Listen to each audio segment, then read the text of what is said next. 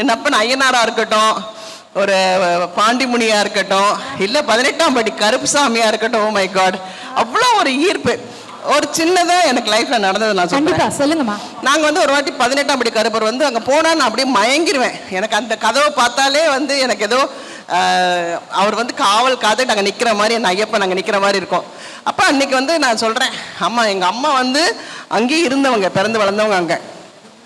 எங்க அம்மா இத்தனை வருஷம் 87 வயசாச்சு, இன்ன வரைக்கும் 18ஆம் படி கருப்பரை பார்க்க முடியல. இத்தனைக்கும் மதுரையிலே வாழ்ந்தவங்க. அப்போ ஒரு நாள் எங்க அம்மானால பார்க்க முடியலையா சாமி கருப்பு, ஆனா எனக்கு பார்க்கணும், நான் என்ன பண்ணலாம் அப்படின்னு சொல்லி பேசிக்கிட்டே இருக்கேன். ஆனா அன்னைக்கு ஏதோ விளக்கேத்துறதுக்காக டக்குன்னு கதவை திறந்தாங்க.